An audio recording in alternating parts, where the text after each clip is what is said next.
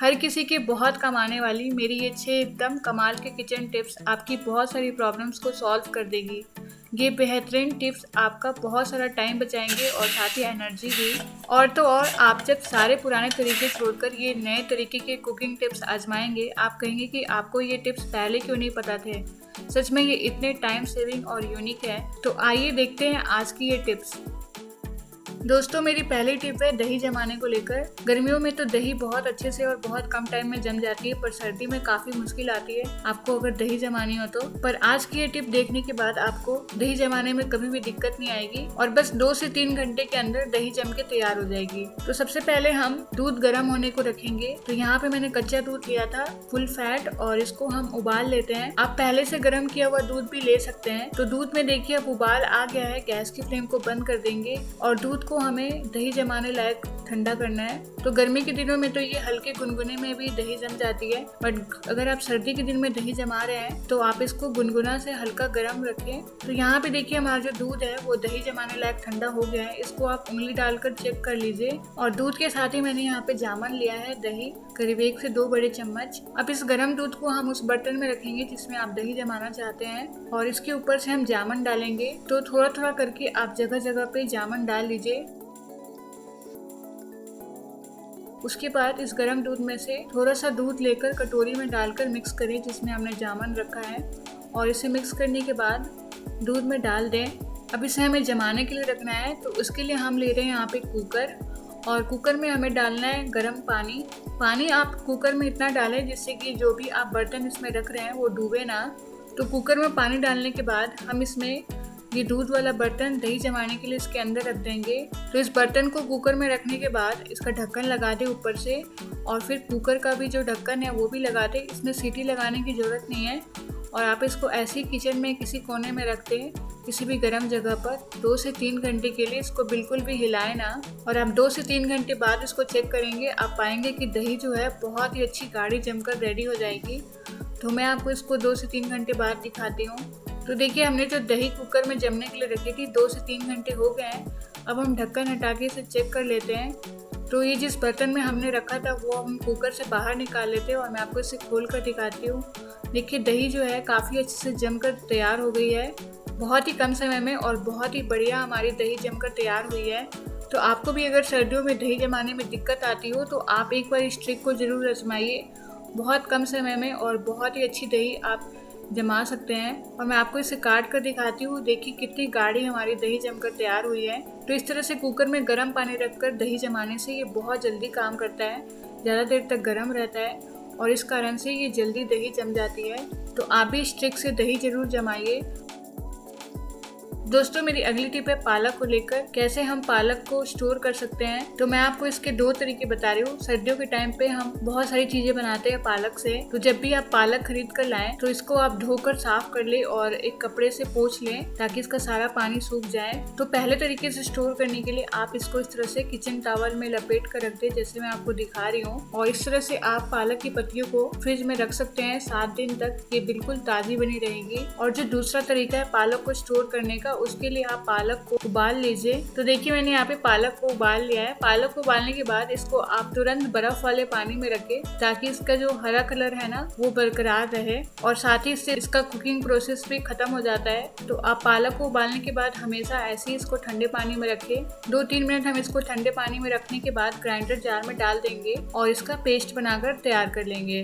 तो इस तरह से देखिए आप अगर ज़्यादा मात्रा में पालक लाते हैं तो इसका पेस्ट बनाकर आप स्टोर करके रख सकते हैं।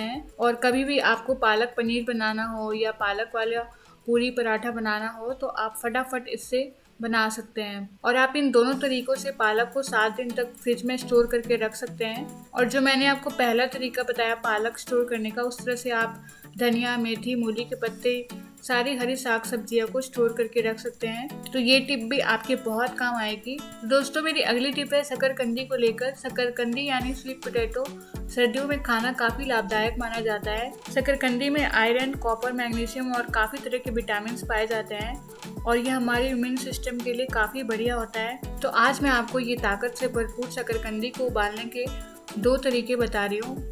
आपको इसको कैसे खाना चाहिए। तो यहाँ पे मैंने आधा किलो शकरकंदी ली है। इसको हम 2 भागों में बांट लेंगे और सबके ऊपर हम थोड़ा सा घी ब्रश कर लेंगे इस तरह से। तो कुछ शकरकंदी के ऊपर हम घी लगाने के बाद इसको हम एक सेपरेटर में रख देंगे, यानी कि आप कोई सा भी टिफ़िन ले लें या फिर आप जो केक टिन होती है ना उसे ले लें। तो मेरे पास ये छोटा वाला केक टिन है, इसके अंदर हम ये शकरकंदी डाल देंगे। और यहाँ पे मैंने कुकर में कुछ आलू उबालने को रखा है। हमने पानी इतना ही डाला है जितने कि आलू इसमें डूब जाए। और ये जो हमने शकरकंदी रखा था ना जिस बर्तन में, इस बर्तन को हमें कुकर के अंदर डाल देना है और इसे हमें आलू के साथ ही स्टीम कर लेना है। तो अब हम कुकर का ढक्कन बंद कर देंगे और इसको 2 सीटी आने तक कुक कर लेंगे। तो इस तरह से बिना पानी के ये बहुत ही अच्छे से जो हमारे स्वीट पोटैटो हैं वो स्टीम हो जाएंगे और इनके मिनरल्स विटामिन्स भी बरकरार रहेंगे। अगर आप इनको पानी में उबालते हैं तो इसके पोषक तत्व ख़त्म हो जाते हैं। तो देखिए मैंने इसको 2 सीटी आने तक उबाल लिया था। अब मैं आपको उसे दिखाती हूँ। तो देखिए मैं इसको टूथपिक डाल के चेक कर रही हूँ और ये कितने अच्छे से स्टीम हो गई है, एकदम परफेक्ट पकी है। अब जो दूसरा तरीका है स्वीट पोटैटो को पकाने का, उसके लिए मैंने यहाँ पे एक पैन लिया है और इस पैन के अंदर हम ये सारे शकरकंदी जो हमने घी लगा कर रखे थे उसे रख देंगे और इसे हम अब गैस की फ्लेम पर रखेंगे। अगर आपके पास इस तरह का पैन नहीं है तो आप इसको लोहे की कढ़ाई में भी पका सकते हैं।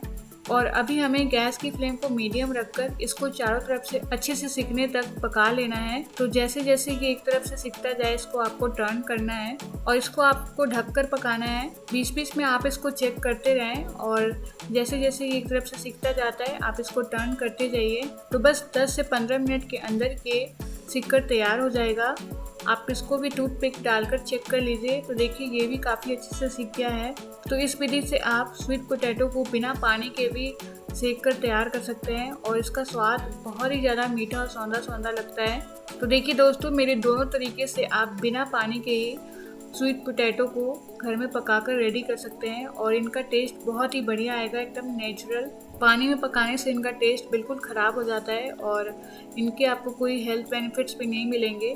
पर आप इसको इस तरह से पकाकर खाएंगे ये बहुत ही बढ़िया लगेंगे और आपको इनके पूरे फ़ायदे भी मिलेंगे। तो आप इस तरह से इनको बॉईल करने के बाद इसको काटकर चाट मसाला डालकर खाइए, ये बहुत ही ज़्यादा यमी लगते हैं। तो दोस्तों मेरी अगली टिप है कुकर के प्रेशर को लेकर। जब भी हम कुकर में कुछ बनाते हैं इसका प्रेशर रिलीज होने में काफ़ी टाइम लगता है और अगर हमें जल्दी से कुछ पकाना हो तो हमें वेट करना पड़ता है 10-15 मिनट एक्स्ट्रा। तो आज मैं आपको ऐसी टिप बता रही हूँ जिससे आप कुकर की प्रेशर को जल्दी रिलीज कर सकते हैं। तो जब भी आपको कुकर को सीटी लगाने के बाद जल्दी खोलना हो तो आप कुकर के ऊपर इस तरह से कपड़ा ले लें और इसको एकदम गीला कर लें और गीला करने के बाद आप इसको इस तरह से कुकर के ऊपर रख दीजिए। इससे जो कुकर का सारा स्टीम है, प्रेशर है, वो कपड़ा अच्छे से सोख लेगा और बस 1 से 2 मिनट इसको ऐसे ही छोड़ दीजिए और फिर आप इस कपड़े को हटा के कुकर का ढक्कन खोलेंगे। ये बहुत ही जल्दी खुल जाता है, बस 2 से 3 मिनट के अंदर। और इससे आपने कुकर में जो भी कुछ बनाया हो वो बिल्कुल ख़राब नहीं होता। अगर आप कुकर में कुछ भी बनाने के बाद इसको डायरेक्ट खोलते हैं सीटी उठाकर तो इससे कुकर की जो गैसकिट है, रबर है, ये ख़राब होने का डर रहता है। पर आप मेरी इस टिप की मदद से कुकर को बस 2 से 3 मिनट के अंदर खोल सकते हैं। तो आई होप आपको मेरी ये टिप बहुत काम आएगी जब भी आपको जल्दबाजी में कुकर का ढक्कन खोलना हो। तो मेरी आखिरी टिप है दोस्तों रोटी पराठे को लेकर। अगर आपके घर में भी ज़्यादा मेंबर हैं और आपको भी अगर बार बार रोटी पराठे वगैरह सेकने पड़ते हैं तो मेरी ये टिप आपके लिए है। कई बार हम ऐसा करते हैं कि हम आटा एक बार में गूंथ कर रख देते हैं, पर ऐसा नहीं करना चाहिए। पर आज की मेरी ये टिप देखने के बाद आपको ऐसा करने की ज़रूरत भी नहीं पड़ेगी। तो यहाँ पे देखिए मैंने आटा गूंथ कर रखा है। इसको हम पराठे के लिए बेल कर तैयार कर लेते हैं और बेलने के बाद हम इसको तवे पर डालेंगे और इसको हमें तवे पर डालकर हल्का हल्का सेंकना है बस। तो इसको हमें बस 60 से 70% तक कुक करना है। इसको पूरी तरह कम्प्लीटली हमें नहीं पकाना है। तो दोनों तरफ से टर्न करके फ्लेम को मीडियम पर रखें और हल्का हल्का घी लगा दें और इसको आप ऐसे ही निकाल कर कैस्ट्रोल में रख लें। तो इसी तरह से हम दूसरा पराठा भी बनाकर तैयार कर लेंगे। इसको भी हम हाफ कुक करेंगे। अगर आपको इसी तरह से आलू पराठा बनाना हो तो आप इसमें आलू की फीलिंग भर लीजिए और इसको बेल कर तैयार कर लें। फिर इसको तवे पर डालें और इसको भी हम दोनों तरफ से हल्का हल्का सेंक लेंगे। तो बस हमें इसको भी 60% तक कुक करना है और हल्का हल्का घी लगाना है बस। तो इस तरह से आप रोटी या पराठे कुछ भी बनाकर तैयार कर लीजिए तो देखिए जो हमने पराठे को हाफ कुक करके रखा था, इसको हम वापस से तवे पर डालेंगे और इसको दोनों तरफ से फिर से पूरी तरह घी लगाकर अच्छे से सेक लेंगे ताकि अच्छे से पक जाए। तो इस तरह से जिसको जिस टाइम पे खाना हो उस टाइम पे आप इसको आधा पकाकर रख लीजिए और सर्व कर सकते हैं आप, फिर दोबारा पकाकर इसको पूरी तरह से। ठीक उसी तरह हमने जो ये आलू पराठा हाफ कुक करके रखा था, इसको भी हम अच्छे से दोनों तरफ से सेक लेंगे और सर्व करें इसको गर्मा गर्म जब जिसको खाना हो। इस टिप से पहला फ़ायदा तो आपको ये होगा कि आपको बार बार रोटी या पराठे सेकने की ज़रूरत नहीं पड़ेगी, ना ही बार बार आटा गूंथना पड़ेगा और एक बार में आपको बहुत ज़्यादा मेहनत भी करने की ज़रूरत नहीं है। और अगर आप पहले से बनाकर इसको रख देते हैं और बाद में गर्म करते हैं तो वो वाली बात और वो वाला टेस्ट नहीं आता है। तो आप इसको इस तरह से हाफ कुक करके रख लीजिए और दोबारा गर्मा गर्म आप इसको सेक कर सर्व करें। इससे आपको बहुत ही ज़्यादा आसानी मिलेगी। आप देखते होंगे बाज़ार में कई सारे पैकेट्स आते हैं इस तरह के कुलचा के या फिर पराठे के, वो भी सारे हाफ कुक्ड ही होते हैं।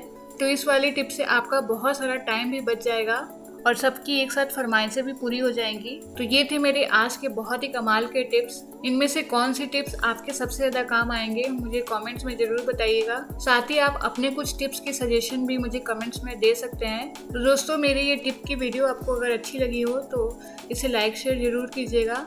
फिर मिलेंगे आपसे अगली वीडियो में, तब तक के लिए बाय बाय, टेक केयर।